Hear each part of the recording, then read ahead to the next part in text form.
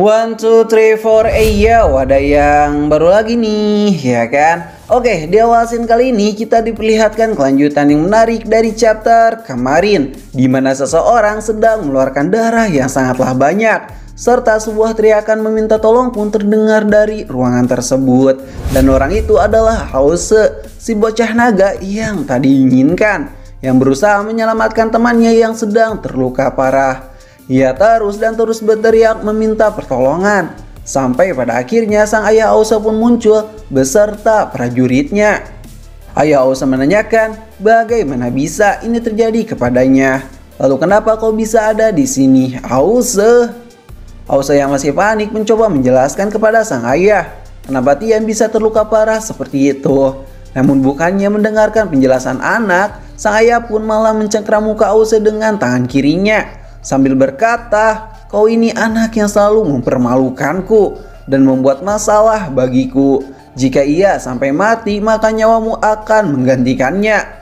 Hause yang mendengarkan hal itu hanya bisa terdiam, serta tak percaya jika sang ayah benar-benar tak suka padanya.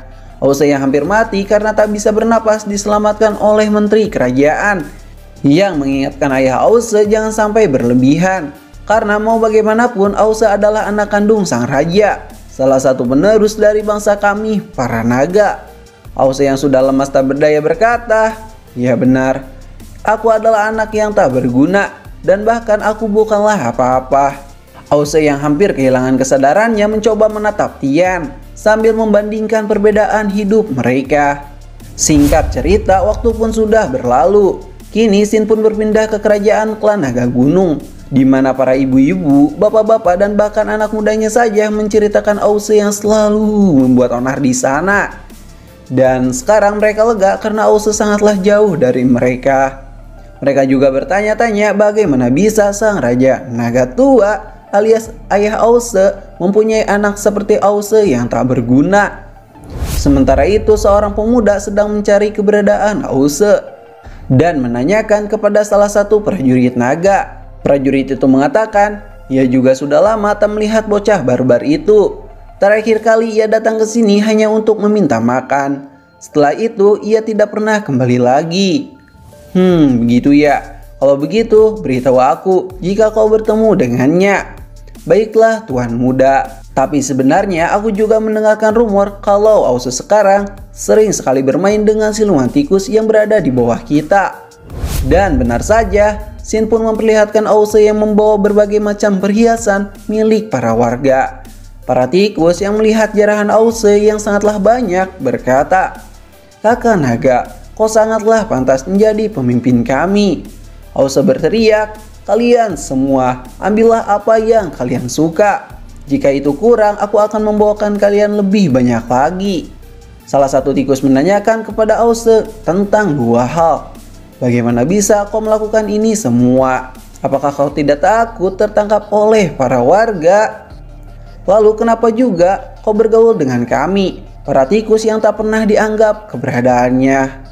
Hause yang mendengarkan pertanyaan itu berkata, "Tentu saja, aku bisa melakukan apapun yang aku suka. Karena jika mereka menangkapku, maka mereka akan berhadapan dengan keluargaku.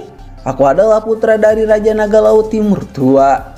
Pasti mereka tahu itu semua.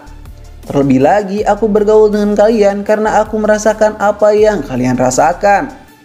Lalu Hause pun menceritakan kisah hidupnya yang tak pernah dianggap oleh ayahnya, bahkan dibenci, dijauhi oleh semua para naga. Para tikus yang mendengarkan dan melihat Hause masih stres dengan pikiran itu mencoba mengajak Hause untuk pergi ke dunia manusia serta bersenang-senang di sana untuk menghilangkan penatnya itu. Karena mereka juga ingin sekali balas dendam kepada para manusia yang selalu mengancam mereka dan mengucilkan mereka semua.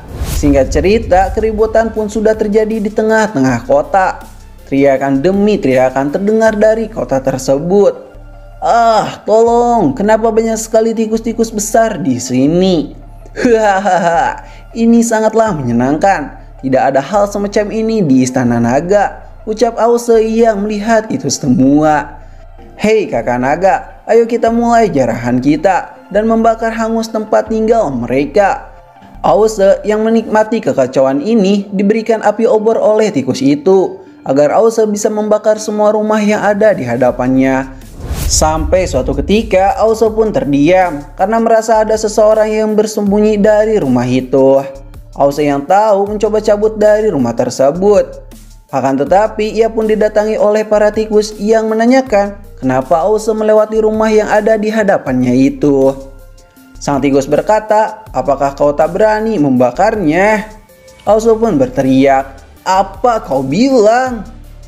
"Hei kakak, jika kakak tak berani membakar rumah itu, ya sudahlah, lupakan semua pertemanan kita dan aku yakin memang kakak naga tak mungkin bisa bergaul dengan kita semua, sekaligus menjadi pemimpin dari para tikus ini.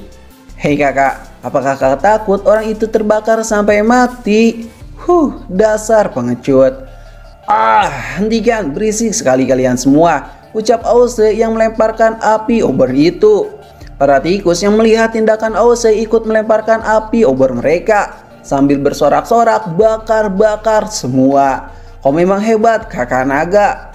Ause yang menyadari jika tindakannya berlebihan hanya bisa terdiam, dan api itu pun mulai membakar semua bagian rumah yang ada. Suara anak kecil itu pun terdengar sangatlah jelas di telinga Ause. Ibu, kenapa ini sangatlah panas? Napasku sesak sekali." Ause yang mendengarkan suara itu bukan malah senang, ia malah merasa bersalah atas semua yang ia perbuat. Semakin api itu membesar, Ause pun semakin panik, serta khawatir dengan anak kecil yang ada di dalamnya. Namun Ause pun tak bisa berbuat apa-apa. Sampai pada akhirnya semua bangunan pun terlahap oleh si jago merah. Ause yang menyadari kedatangan seseorang berusaha bersembunyi sambil melihat orang itu. Orang itu mencoba menyelamatkan keluarga kecilnya dari api yang membara. Namun usahanya itu sia-sia karena anak dan istrinya sudah hangus terbakar. Dan orang itu adalah Tan Sanzang. Dari sini kita tahu bahwa ternyata yang membunuh anak dan istri Tan Sanzang adalah Ause. Oke, lanjut ke cerita. Di saat Ause sedang memperlihatkan Tan Sanzang, tiba-tiba para tikus pun muncul dan memberitahu Ause jika mereka sangatlah senang dengan hari ini, serta menganggap Ause adalah bagian dari mereka. Ause yang merasa senang karena mendapatkan teman mencoba berlari dan memimpin pergerakan mereka dari depan dan menikmati kekacauan yang telah mereka perbuat itu. Singkat cerita, Ause pun sudah cukup lama bergaul dengan mereka semua, sekaligus menjadi pemimpin dari para tikus. Ia pun meminum air yang sangatlah kotor dan memakan serangga untuk bisa bertahan hidup. Sampai suatu ketika Ause pun tersadar. Ia tahu jika dirinya tak bisa memakan dan melakukan apa yang para tikus itu lakukan. Karena pada hakikatnya ia adalah seorang siluman naga yang mempunyai kehidupan yang jauh sangatlah berbeda. Ause yang lemas mencoba berdiri dan tak sengaja melihat seekor bangau cantik di hadapannya. Bangau itu berkata, "Sungguh tak bisa dipercaya apa yang sudah terjadi kepada anak naga. Bukankah para naga memiliki kesombongan mereka? Tapi kenapa kau malah berbohong pada dirimu sendiri serta menjadi pemimpin dari tikus-tikus ini?" Yang ternyata bangau cantik itu adalah perwujudan dari Dewa Guan Yin yang sudah berdiri di hadapan Ause. Dewa Guan Yin menanyakan, "Siapa kau ini?" Ause menjawab bahwa dia adalah anak dari Raja Naga Tua yang dibuang serta dibenci oleh semua para naga. Namun kini aku adalah raja dari para tikus. Begitu ya. Sungguh sangat menyedihkan sampai kau berbuat jauh seperti ini. Memangnya kau siapa? Aku adalah Dewa Guan Yin. Aku datang untuk menghukummu atas semua perbuatanmu. Apa kau bilang? Menghukumku? Kau pikir kau itu siapa, Kalau begitu datanglah ke sini kepadaku dan hukum aku, bodoh, ucap Ause yang sudah sangat bersemangat untuk baku hantam dengan sang dewa. Lalu singkat cerita, Ause pun berhasil dikalahkan dan berubah menjadi kuda putih yang Dewa Guan Yin inginkan. Sang Dewa Guan Yin berkata, "Setelah aku melihat dirimu, aku memutuskan kau bisa menembus semua dosa-dosamu dengan cara kau harus mengantarkan seseorang hingga misinya selesai."